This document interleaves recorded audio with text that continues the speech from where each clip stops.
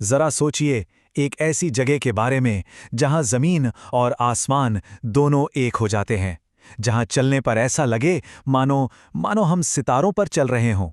चलिए, आज चलते हैं एक ऐसे ही अविश्वसनीय सफर पर। तो इस सफर की शुरुआत होती है एक बहुत ही हैरान कर देने वाले नज़ारे से। एक ट्रेन जो ऐसा लगता है जैसे सितारों पर चल रही हो।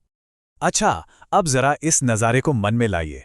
एक ट्रेन है जो पानी के ऊपर से जा रही है, लेकिन एक मिनट, इसकी पटरियां कहाँ हैं? कुछ भी तो नहीं दिख रहा। ऐसा लग रहा है मानो ट्रेन सीधे पानी पर तैर रही हो। भाई, ये कैसे हो सकता है? और मजे की बात तो यह है कि ऊपर तो जगमगाते तारे हैं ही, पर नीचे पानी में भी बिल्कुल वैसी ही हूबहू तारों की परछाई दिख रही है। मतलब एक ऐसा इल्यूजन बनता है कि यकीन करना मुश्किल हो जाए। ऐसा लगता है जैसे ट्रेन सितारों के एक अंतहीन समुंदर के बीच से निकल रही है। अब लग रहा होगा कि ये कोई सपना है या शायद किसी फिल्म का सीन है ना?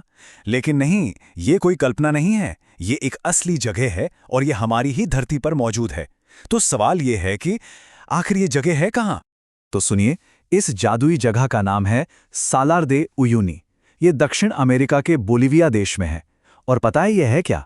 ये असल में दुनिया का सबसे बड़ा नमक का रेगिस्तान है। सोचिए, बस एक सफेद चादर जो मीलों और मीलों तक फैली हुई है। जहां तक नजर जाए बस नमक ही नमक। ओके, तो एक नमक का मैदान इतने बड़े, इतने जादुई आईने में आखिर बदलता कैसे है?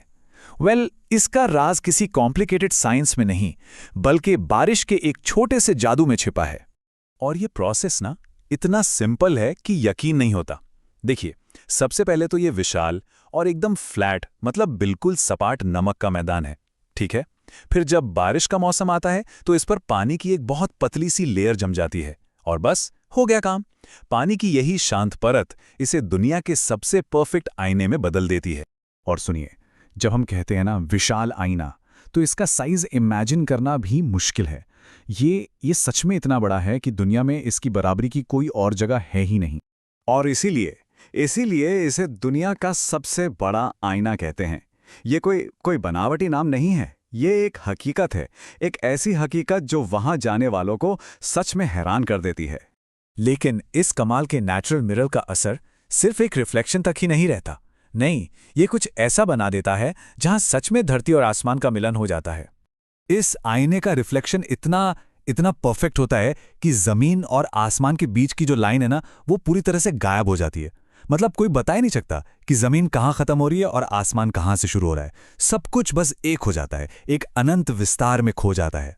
तो ये सब देखने के बाद मन में बस एक ही सवाल आता है, क्या ये विशाल नेचुरल मिरर जो धरती को आसमान से मिला देता है, कुदरत की सबसे बड़ी, सबसे खूबसूरत कलाकृति है? शायद इसका जवाब वहीं जाकर ही मिल सकता है।